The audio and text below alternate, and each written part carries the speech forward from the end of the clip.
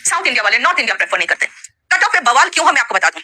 जब भी 2015-16 वगैरह में 14-15 में बच्चे पूछते थे कि मैम कट ऑफ कितना जाएगा, तो हम यही कहते थे पिछले साल का कट ऑफ देख लो, उसमें से 3-4-5 मार्क्स ऊपर नीचे हो सकता है, उससे ज्यादा नहीं होता।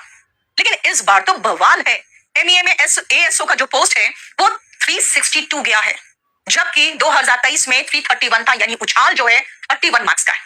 इनकम टैक्स इंस्पेक्टर में उछाल 32 मार्क्स का है। आप देख सकते हो एएसओ एंड सीएसएस में उछाल 33 मार्क्स का है, और जीएसटी में उछाल 38 मार्क्स का है। मतलब सबसे नीचे जो पोस्ट है टीए वाला, उसमें भी उछाल देखो 35 है, और जो पीए है पोस्टल असिस्टेंट का पोस्ट जो कि सीएचएसएल से सीजीएल में लाया गया है, उसमें उछाल 44 मार्क्स का है। तो अगर आप ये देखोगे तो आपको आश्चर्य होगा कि क्या कभी ऐसा हो सकता है कि तुरंत बच्चे एक ही साल में इतने सुपर इंटेलिजेंट हो गए कि उछाल इतने मार्क्स का आ गया। अगर आप देखो तो इंक्रीज इन कट ऑफ जो हम बता रहे हैं कि 30 से 44 मार्क्स का increase in cut off impossible है, टोटली इम्पॉसिबल है एक साल में। अगर आप रीजंस की बात करोगे तो सबसे गंदा रीजन इसका है वो है नॉर्मलाइजेशन। नॉर्मलाइजेशन में 15 से 25 मार्क्स इंक्रीज हो गया, और ये बड़े आश्चर्य की बात है। लेकिन मैं आपको बताऊं 15 से 25 मार्क्स इंक्रीज नहीं हुआ है, ये तो हमें बाकी बच्चों ने बताया है। अगर आप जेन्युइन रीजन की अगर बात करोगे तो इसका जेन्युइन नॉर्मलाइजेशन की बात करोगे तो इसमें मेरे पास जिस बच्चे ने अपना पीपीटी भेजा है, अपना मैसेज भेजा, उसका मैंने पीपीटी लगा दिया, जरा देखिए। इसका कहना है कि मैम नॉर्मलाइजेशन इतना कैसे हो सकता है कि कट ऑफ और उसके रॉ स्कोर में 87 मार्क्स का डिफरेंस कैसे हो सकता है। यानी इस बच्चे ने जो भेजा है, इसने डिफरेंस मार्क्स इन मार्क्स जो भेजा वो 87, 71, 74। अब एक बात बताओ, क्या इतना फ्लक्चुएशन नॉर्मलाइजेशन से पॉसिबल है? जिस बच्चे का आप देखो कि रॉ स्कोर 317 था, वो AIR 1551, इसका एएसओ इन सीएसएस में ऑल इंडिया रैंकिंग ये बन रहा है। और ये मेरा फ्रेंड है, इसकी और मेरे की में 2 क्वेश्चन का ही अंतर है, करेक्ट और इनकरेक्ट का। बाकी जो इनकरेक्ट इसके हैं वही मेरे भी है। फिर 328 होने के बावजूद इसे कोई पोस्ट नहीं मिला इस लड़के को, और इसके फ्रेंड को 317 मिल गया। ऐसे बहुत सारे बच्चे हैं जिनका 320 है, 323 है, 332 है, लेकिन इन लोगों का सिलेक्शन नहीं हुआ है। लेकिन आप खुद देखो कि 263 में ओबीसी का सिलेक्शन हो रहा है, और बेसिकली देखा जाए तो आप खुद देखो ना कि क्या इतना डिफरेंस पॉसिबल हो सकता है। यानी नॉर्मलाइजेशन है क्या, मुझे समझ में नहीं आ रहा है कि नॉर्मलाइजेशन का ये जो खेल चल रहा है, क्या ये नॉर्मलाइजेशन का खेल सिर्फ कुछ लोगों को सिलेक्शन दिलाने के लिए है। और नॉर्मलाइजेशन इतना बड़ा बवाल है कि पूरा का पूरा बिहार हिला पड़ा है बीपीएससी में नॉर्मलाइजेशन को लेकर, क्योंकि बच्चों ने देख लिया है वहां पे कि एसएससी में क्या होता है। वो अपनी जान देने को तुले हुए हैं, लेकिन उनका कहना नॉर्मलाइजेशन नहीं होने देंगे। अब आइए कि रिपीटर्स एक सबसे बड़ा दिक्कत कर रहे हैं, लेकिन उनको भी हम दोष नहीं दे सकते हैं। इसका सबसे अच्छा उपाय था वेटिंग लिस्ट। और तीसरा जो रीजन है वो इजी पेपर। 10th वाले भी वही दे रहे हैं, 12th वाले भी वही दे रहे हैं, ग्रेजुएशन वाले भी वही दे रहे हैं। 2017 में स्कैम पकड़ा गया था। कैसे? क्योंकि जो पेपर आया था उसने धुआं उड़ा दिया था, और जो चीटिंग करने वाले थे उनका मार्क्स देखकर जो सालों से तैयारी करने वाले थे उन्होंने कहा था कि हो ही नहीं सकता है, इतना स्कोर तो हो ही नहीं सकता है। और वहीं से सारा जो स्कैम था वो उजागर हुआ था, जिसके बाद सीबीआई का इन्वेस्टिगेशन वगैरह चालू हुआ, जो धरना प्रदर्शन हुआ, फिर सीबीआई को केस दिया गया था। अब पेपर को इतना आसान कर दिया गया है कि आप जितना मर्जी उतना स्कोर कर सकते हो, क्योंकि 10वीं का पेपर ये दे रहे हैं। यानी एमटीएस जीडी का भी पेपर के क्वेश्चन कभी कभी बहुत आसान होते हैं और सीजीएल डिफिकल्ट होते हैं। जो आप सीएचएसएल का पेपर देखोगे और एमटीएस का, वो भी डिफिकल्ट होते हैं, और सीजीएल का पेपर में देखोगे कुछ क्वेश्चंस उससे भी आसान रहेंगे। iPhone 16 लिया जा रहा है, ये पेपर एक शिफ्ट में क्यों नहीं लिया गया? प्री की बात कुछ और है, क्योंकि प्री क्वालिफाइंग है, लेकिन मेंस के बेसिस पे ही फाइनल सिलेक्शन होता है ना। इंटरव्यू है मेरे प्यारे भाई, ना कुछ है अब। और जब 2 शिफ्ट बनाई गई हैं तो उसमें भी आपने लेवल सेम क्यों नहीं रखा? उसमें गलत क्वेश्चंस क्यों डाल दिए? क्या एसएससी के पास, टीसीएस के पास इतने रिसोर्सेस नहीं है कि वो 1.5 लाख बच्चों का एक दिन में सिंगल पेपर करा लिया जाए? हमारे देश में 1 नेशन 1 इलेक्शन की बात हो रही है। 140 करोड़ की आबादी वाले देश में ये एक दिन में चुनाव करा सकते हैं, लेकिन 1.5 लाख बच्चों का एक दिन में पेपर नहीं करा सकते। अरे बिल्कुल करा सकते, नियत सही नहीं है। 2 दिन में 2 शिफ्ट में मेंस क्यों हुआ? एक ही शिफ्ट में मेंस होना चाहिए था, तब सारे बच्चे बराबर लेवल पे आके फाइट करते। होना यही चाहिए कि प्री में हम मानते हैं कि इतने सारे बच्चे होते हैं, मल्टीपल शिफ्ट बनेंगी प्री की शिफ्ट को भी, लेकिन बहुत कम किया जा सकता है। जो नहीं प्री का पेपर 40 शिफ्ट में हो, 10 शिफ्ट में किया जा सकता है, जहां एसएससी पे भी क्वेश्चन बनाने का प्रेशर कम रहेगा। और मेंस एक ही सिंगल शिफ्ट में होना चाहिए, 2 शिफ्ट में क्यों हुआ?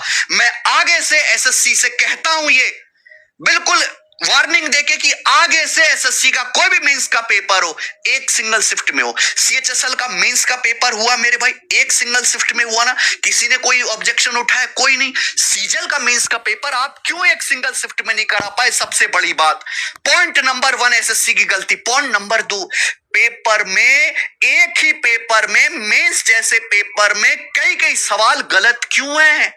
4-4, 5-5 क्वेश्चन गलत क्यों है? टाइपिंग मिस्टेक क्यों है? कंसेप्चुअल मिस्टेक क्यों है? ऑप्शन सही से क्यों नहीं डाले गए हैं? एक बात बताओ, 390 नंबर का मेंस हो रहा है, कंपटीशन ऐसा है कि 1 मार्क्स के गैप पे सैकड़ों बच्चे आ जाते हैं। अगर वहां एक सवाल आप गलत डाल दोगे 4 नंबर का गैप बन जाएगा। 4 नंबर के बैच पे, 4 नंबर के गैप पे सैकड़ों बच्चे इधर से उधर हो गए, कितने का नुकसान हुआ होगा? अरे 4 से 5 क्वेश्चन अगर एक शिफ्ट में गलत हैं तो ये 20-25 नंबर जो है बच्चों के जो ऊपर नीचे हुए हैं, क्या ये रिजल्ट में गड़बड़ी नहीं है? आप क्यों एक मींस का भाई आपको थोड़े से सवाल बनाने, आप क्यों नहीं सी बना पाते? आप उसकी मल्टीपल चेकिंग क्यों नहीं कराते? प्री में 2-3 सवाल गलत आ गए हम बर्दाश्त कर लेंगे, लेकिन मेंस में एक भी सवाल गलत क्यों डाला आपने? और ये ऐसा नहीं कि इस बार कुछ पहली बार हो गया, ऐसा हमेशा से होता रहा है कि मेंस में लगातार सवाल गलत आए और उसके बावजूद जब बच्चे चैलेंज करते हैं गलत सवाल को तो आप उनसे 100-100 रुपए मांगते हो। गलती है आपकी और 100-100 रुपए आप बच्चों से मांगते हो। एक शिफ्ट में 4-4, 5-5 सवाल क्यों गलत हैं? और गलत हैं तो मेरे भाई किसके नंबर बढ़े, कितने बढ़े, कैसे पता चलेगा बच्चों को? तीसरी बात, फाइनल मार्क्स एसएससी के जो फाइनल मार्क्स हैं बच्चों के जो सिलेक्ट हो, लफड़ाई खत्म हो जाए नॉर्मलाइजेशन का।